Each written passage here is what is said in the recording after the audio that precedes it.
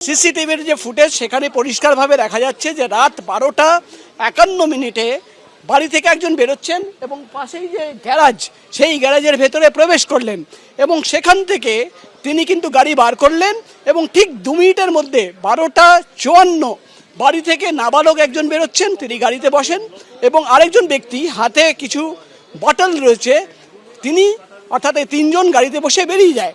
কিন্তু বাড়ির ভেতরে যে 3টি দেহ পাওয়া গেল সেই মৃত্যু কবে হয়েছিল, পাশের বাড়ির একজন মহিলা প্রতিবেশী তিনি কিন্তু দাবি করছেন যে গতকাল এই বাড়ি পাশের যে বাড়ি মহিলা তিনি দাবি করছেন গতকাল কিন্তু এই বাড়ির ভেতরে কোনো লাইট জ্বলেনি, পুরোপুরি অন্ধকার ছিল। জল আসে না কলে, ঝরঝরিয়ে হরদম জল কেএসবি পাম্প হলে।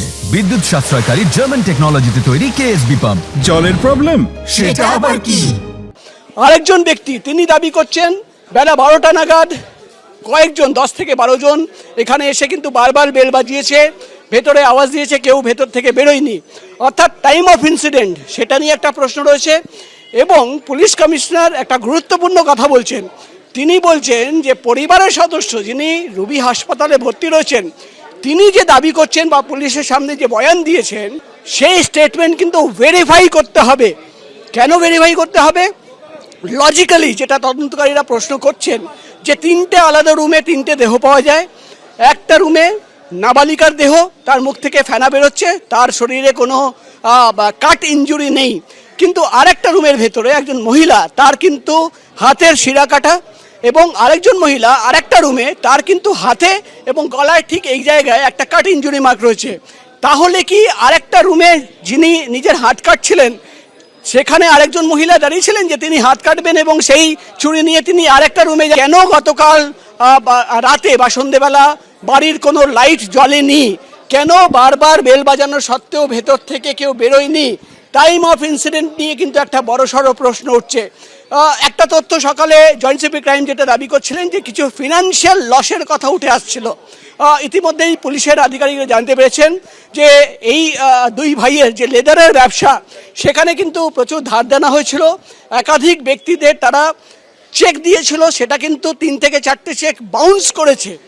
কিন্তু শুধুমাত্র এই কয়েক লক্ষ টাকার জন্য তুমি দেখতে পাচ্ছ সুরজিৎ যে বাড়ি আমরা দেখতে পাচ্ছি, যদি এই বাড়ির ভ্যালুয়েশন আমরা দেখে নিই কয়েক কোটি টাকা, প্রায় 4-5 কোটি টাকার ভ্যালুয়েশন হবে, তাহলে কেন এক পরিবার এই 4-5 কোটি টাকার সম্পত্তি রয়েছে এটা বিক্রি করলেই তো সেই লসের ব্যাপারটা থাকতো না? এটাও কিন্তু তদন্তকারীদের একটা প্রশ্ন। কাল বিকাল থেকে ওদের ছাদটা পুরো অন্ধকার আমি দেখছিলাম, তা ছাদটা অন্ধকার দেখাতে তখন আমি বললাম কি হলো, ওরা বাড়িতে নেই, হয়তো বাড়ির বাইরে টাইরে ঘুরতে টুরতে যায় তো, তাই তো লাইট টাইট জ্বলে নেই। আজকে সকালবেলা দেখলাম এরকম ইনসিডেন্ট হয়েছে। আমি শেষবার দেখেছিলাম গতকাল ওনার হাজব্যান্ড যিনি জানায় যে ভদ্রলোকগুলো হয়েছে তারা দেখলাম গাড়ি নিয়ে বেরিয়ে গেল।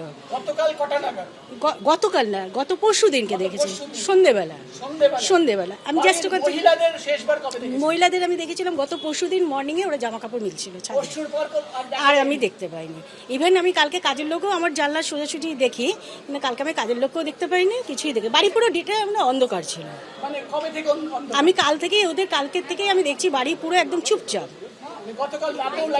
না না না, কালকে মানে ওনারা সন্ধে দিতেন, ছাদের মধ্যে উঠতেন, সন্ধে তোনা দিতেন, ধূপ টুপ জ্বালাতেন, তা কাল থেকে আমি দেখছি যে পুরো অন্ধকার। পরশুদিন জাস্ট আমি মার্কেট থেকে আসার সময় দেখলাম ওরা গ্লেন্সার গাড়িতে করে বেরিয়ে গেল। আনুমানিক তখন কটা হবে, ওই সন্ধ্যে 7:30 হবে এরকম। গত পরশুদিনকে ছাদের মধ্যে ওনারা জামা কাপড় মিলতে উঠেছিলেন, সন্ধেবেলা না সকালবেলা দেখেছিলেন। আর সন্ধেবেলা ওনাদেরই একজন ভদ্রলোক, এবং কে বড় ছোট অত তো আমরা জানি না, দেখলাম আমার সামনে দিয়ে গ্লেন্সার গাড়ি নিয়ে উনি বেরিয়ে গেলেন।